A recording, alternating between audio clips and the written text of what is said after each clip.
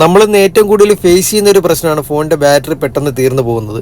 നമ്മൾ യാത്ര ചെയ്യുന്ന സമയത്താണെങ്കിൽ ഇത് ഭയങ്കര ബുദ്ധിമുട്ടുണ്ടാക്കാറുണ്ട്. നമ്മുടെ ഫോണിൽ തന്നെയുള്ള 2-3 സെറ്റിംഗ്സ് ചെയ്ത് വെച്ച് കഴിഞ്ഞാൽ നമ്മുടെ ബാറ്ററി ബാക്കപ്പ് നമുക്ക് ഇരട്ടിയാക്കാൻ പറ്റും, ബാറ്ററിയുടെ ഹെൽത്ത് കൂട്ടാൻ പറ്റും. അപ്പോൾ അതെങ്ങനെയാണ് നമുക്ക് നോക്കാം.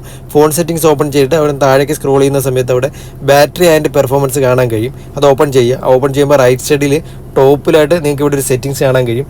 ഇതാണ് ആ സെറ്റിംഗ്സ്. ടോപ്പ് കോർണറിലായിട്ട് ഇവിടെ ഒരു സെറ്റിംഗ്സ് ഇവിടെ കാണാൻ കഴിയും. ആ സെറ്റിങ്സ് നമ്മളൊന്ന് ടച്ച് ചെയ്യുക. അപ്പോൾ കുറേ ഓപ്ഷൻസ് വരും. അതിൻ്റെ ഏറ്റവും ടോപ്പിലായിട്ട് 2 ഓപ്ഷൻസ് നിങ്ങൾക്ക് കാണാൻ കഴിയും.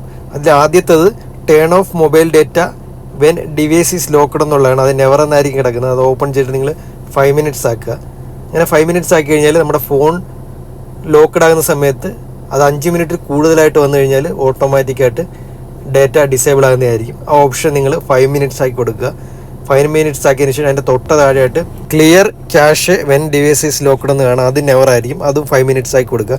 ഇത് രണ്ടും ചെയ്ത് കഴിഞ്ഞാൽ നമ്മുടെ ഡിവൈസ് 5 മിനിറ്റ് കൂടുതൽ ലോക്ക്ഡ് ആയി കഴിഞ്ഞാൽ ഈ നമ്മുടെ ഡേറ്റ ഉപയോഗം ഓട്ടോമാറ്റിക്കായിട്ട് ഡിസേബിൾ ആകുന്നതായിരിക്കും. അതേപോലെ ടെമ്പററി ഫയൽസ് ക്ലിയർ ആയിട്ട് ബാറ്ററി ഓവറായിട്ട് യൂസ് ചെയ്യുന്നത് റെസ്ട്രിക്റ്റ് ചെയ്യുന്നതായിരിക്കും. അതിനുശേഷം താഴേക്ക് വരുമ്പോൾ ഇവിടെ ബാറ്ററി സേവർ എന്ന് പറയുന്ന ഓപ്ഷൻ നിങ്ങൾക്ക് കാണാൻ കഴിയും.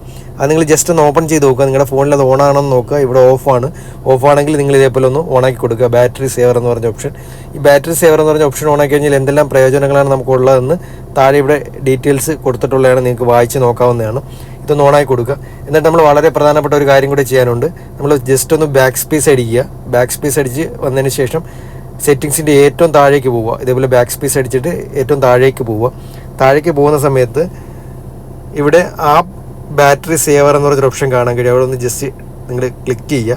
ക്ലിക്ക് ചെയ്യുന്ന സമയത്ത് നമ്മുടെ ഫോണിലെ എല്ലാ ആപ്ലിക്കേഷനും കാണാൻ കഴിയും. അത് നമ്മൾ പ്രധാനമായിട്ട് ഉപയോഗിക്കുന്ന ആപ്ലിക്കേഷൻ ഏതാണെന്ന് നോക്കുക. ഇവിടെ ഞാൻ ഫസ്റ്റ് ഇൻസ്റ്റഗ്രാമാണ് എടുക്കുന്നത്. ഇൻസ്റ്റഗ്രാം എടുത്തു കഴിഞ്ഞാൽ കുറേ ഓപ്ഷൻസ് വരും. അതിൽ നോ റെസ്ട്രിക്ഷൻസ് എന്നായിരിക്കും കിടക്കുന്നത്. നിങ്ങൾ മാറ്റിയിട്ട് തൊട്ട് താഴെയുള്ള ബാറ്ററി സേവർ എന്ന് പറഞ്ഞ റെക്കമെൻഡഡ് ബാറ്ററി സേവ് റെക്കമെൻഡഡ് എന്ന് പറഞ്ഞൊരു ഓപ്ഷൻ ഉണ്ട്. അതൊന്ന് സെലക്ട് ചെയ്ത് കൊടുക്കുക. അങ്ങനെ ഇൻസ്റ്റഗ്രാമിൽ ചെയ്ത് കൊടുക്കുക. അടുത്തതായിട്ട് നമ്മൾ ഗൂഗിൾ പേ എന്ന് പറഞ്ഞ ആപ്ലിക്കേഷൻ ഓപ്പൺ ചെയ്യുക. ഓപ്പൺ ചെയ്യുമ്പോൾ അതിൻ്റെ അകത്തും നോ റെസ്ട്രിക്ഷൻസ് എന്നായിരിക്കും കിടക്കുന്നത്. അത് മാറ്റിയിട്ട് ബാറ്ററി സേവർ റെക്കമെൻഡഡ് എന്ന് പറഞ്ഞ ഓപ്ഷനിലേക്ക് സെലക്ട് ചെയ്ത് കൊടുക്കുക. അതേപോലെ തന്നെ ഫേസ്ബുക്കും നമ്മൾ എടുക്കുക. എടുത്ത് ഓപ്പൺ ചെയ്തതിന് ശേഷം ഈ നോ റെസ്ട്രിക്ഷൻ എന്ന് മാറ്റിയിട്ട് ബാറ്ററി സേവർ എന്ന് പറഞ്ഞ ഓപ്ഷനിലേക്ക് മാറ്റിയിടുക സെറ്റിങ്സ്. അതിങ്ങനെ സെലക്ട് ചെയ്ത് കഴിഞ്ഞാൽ ഓട്ടോമാറ്റിക്കായിട്ട് മാറുന്നതായിരിക്കും.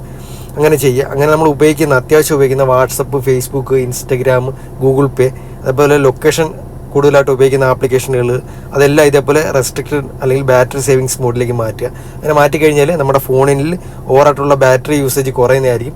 ഇതിൽ നമുക്ക് ലഭിക്കുന്നതിനേക്കാളും കൂടുതൽ ബാറ്ററി ബാക്കപ്പ് ലഭിക്കുന്നതായിരിക്കും. അപ്പോൾ വീഡിയോ നിങ്ങൾക്ക് ഇഷ്ടമായിട്ടുണ്ടെങ്കിൽ ലൈക്ക് ചെയ്യുക, ഷെയർ ചെയ്യുക, സപ്പോർട്ട് ചെയ്യുക. നിങ്ങളുടെ സുഹൃത്തുക്കൾക്ക് ഷെയർ ചെയ്ത് കൊടുക്കുക.